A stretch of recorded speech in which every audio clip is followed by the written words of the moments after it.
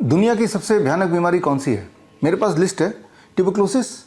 Tuberculosis की सच्चाई ये है कि 10% ट्यूबरक्लोसिस के मरीज ट्यूबरक्लोसिस से नहीं मारे जाते, सुसाइड से मरते हैं। ये ऑफिशियल फिगर है। यानी कि ट्यूबरक्लोसिस के पेशेंट अपने बीमारी से और बीमारी के इलाज से इतना परेशान हो जाते हैं तो उन्हें लगता है कि मरना ही ज़्यादा आसान है, सुसाइड करना ज़्यादा आसान है।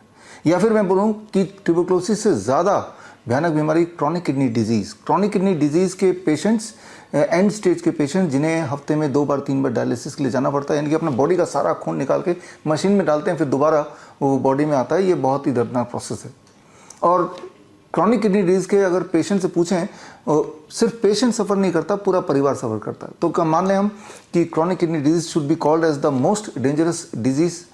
लेकिन अगर हम बात करें कैंसर की, तो कैंसर के पेशेंट को आपने देखा है जो भयंकर तरह से उनके, मान लो ओरल कैंसर है, घाव ऐसे होते हैं जिसमें खून टपकता है और लिटरली कीड़े घूमते रहते हैं और वो भी गिर रहे होते हैं और बहुत ज़्यादा पेन में तड़पते हैं, कमज़ोर हो जाते हैं, वीक हो जाते हैं, वेट घट जाता है। तो हम मान लें कि नहीं, कैंसर सबसे ज़्यादा डेंजरस भयानक बीमारी बोल सकते हैं। या फिर हम बोलें ऑटिज़म की बात कर लें। छोटा बच्चा अभी 2-3 साल का है, ऑटिज़म डिटेक्ट हो गया, यानी कि ज़िंदगी भर वो ऑटिज़म का पेशेंट बना रहेगा। यानी कि उसे आम भाषा में कोई पागल बोल सकता है, मंदबुद्धि बोल सकता है, यानी कि he will be dependent on somebody else for rest of the life. तो क्यों ना हम ऑटिज़म को सबसे भयानक बीमारी बोल लें। या फिर हम इनफर्टिलिटी की बात कर लेते हैं। इनफर्टिलिटी जो सोशल स्टिग्मा से जुड़ा हुआ भी है, इरेक्टाइल डिसफंक्शन, इनफर्टिलिटी। या फिर गैंग्रीन की बात कर लें। गैंग्रीन यानी कि जिसमें पैरों के उंगलियां सड़ने लगती हैं, आंखों के सामने गलने लगती है, जैसे मोमबत्ती पिघलता है, उसी तरह से। कौन सी बीमारी ज़्यादा भयानक है? मेरे हिसाब से ज़्यादा भयानक बीमारी है अज्ञानता। वो इसलिए क्योंकि अधिकतर लोगों को पता ही नहीं कि ये सारी बीमारियां ठीक हो सकती हैं, लेकिन जिस तरह से आप इलाज कराते हैं उससे ठीक नहीं हो सकता, ना ही किसी का ठीक हुआ है।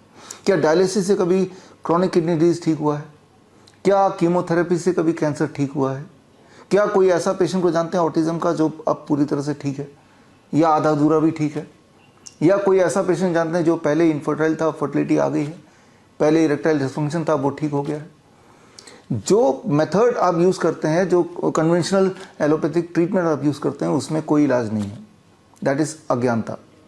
तो करना क्या होगा? मेरे पेशेंट ठीक होते हैं, डॉक्टर BRC के प्रोटोकॉल जो फॉलो करते हैं वो घर पे रह के ही ठीक होते हैं, और इतनी भयानक दिखने वाली बीमारी का आसान से आसान इलाज अवेलेबल है, वो भी एविडेंस बेस्ड।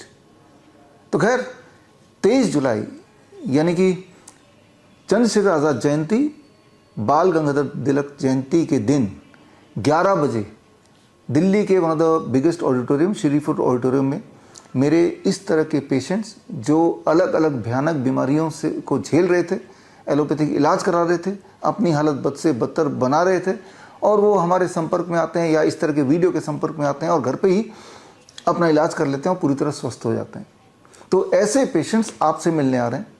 आप में से बहुत लोग अक्सर पूछते हैं कि क्या आपके पास ऐसे पेशेंट हैं जिनकी डायलिसिस छूट गई? कैसे पेशेंट हैं जिनका कैंसर ठीक हो गया? कैसे पेशेंट हैं जिनका ऑटिज़म ठीक हो गया? कैसे पेशेंट हैं जिनका गैंग्रीन ठीक हो गया? कैसे पेशेंट हैं जिनकी ट्यूबरक्लोसिस ठीक हो गया, हार्ट का डिजीज़ ठीक हो गया, डायबिटीज़ चली गई, BP चली गई? तो खैर उसका जवाब अब आपको मिलने वाला है। ऐसे पेशेंट हैं और ऐसे पेशेंट से आप चाहें तो डायरेक्टली मिल सकते हैं 23 जुलाई 11 बजे श्री फोर्ट ऑडिटोरियम में। फिजिकली आएंगे अपने पास के रिपोर्ट को लेके और पास्ट मेडिकल हिस्ट्री को लेके और अभी के रिपोर्ट को लेके वो रूबरू आप हो सकते हैं। और जो लोग आना चाहते हैं 23 जुलाई के प्रोग्राम में, स्क्रीन पे दिए हुए लिंक में जाके अपना नाम भर दें ताकि आपका सीट हम रिजर्व कर लें। ये एब्सोल्युटली फ्री है। और इस प्रोग्राम में ये ना केवल वो पेशेंट आपसे मिलेंगे, बल्कि उन्होंने क्या किया, कैसे अपने आप को बीमारी के जाल से बाहर निकाला और दवाइयों के जाल से बाहर निकाला, वो अपनी कहानी भी बताएंगे। और मैं खास ट्रेनिंग, एडवांस ट्रेनिंग आपको दूंगा जिसके माध्यम से घर बैठे ही आप भी ऐसा कुछ करके अपने आप को बीमारी से, दवाइयों से और डॉक्टरों से आज़ाद कर सकते हैं। जो लोग आ नहीं सकते तो घर बैठे ही आप मुझसे जुड़ सकते हैं लाइव www.coronakal.tv में 11 बजे आप जुड़ जाइए, तो ये ट्रेनिंग घर बैठ के भी ली जा सकती है। इस ट्रेनिंग में अगर आप फिजिकली आना चाहते हैं तो रजिस्ट्रेशन आवश्यक है। स्क्रीन पे दिए हुए लिंक में जाकर रजिस्ट्रेशन करना ज़रूरी है, नहीं तो number of seats are limited. 2000 seats हैं, कहीं ऐसा ना हो कि आपको सीट्स ही ना मिले। और इस ट्रेनिंग में जब आएंगे तो जब वापस जाएंगे तो आपको 500 पेज का एक रेफरेंस बुक मैं आपको दूंगा, that is free, everything is free. और उस बुक का मकसद ये है कि जो भी आपने ट्रेनिंग में सीखा और जो भी आप घर में करना चाहते हैं उसके सारे इंस्ट्रक्शन, क्यों करना है, क्या नहीं करना है, डायग्नोस्टिक कैसे करना और किन डायग्नोस्टिक पर भरोसा करना है, किस पे नहीं, ये छोटी छोटी इंपॉर्टेंट बातें जिनका जानना समझना आपके लिए ज़रूरी है। After all it is a matter of your life and death. तो खैर, हम मिलेंगे 23 जुलाई सुबह 11 बजे श्री फोर्ट ऑडिटोरियम में, या फिर ऑनलाइन हम जुड़ेंगे। All the best, thank you, जय हिंद। बड़ी से बड़ी बीमारी का आसान से आसान इलाज घर बैठे ही हो सकता है। अधिक जानकारी के लिए कांटेक्ट करें nearest Dr. BRC Clinic @ home।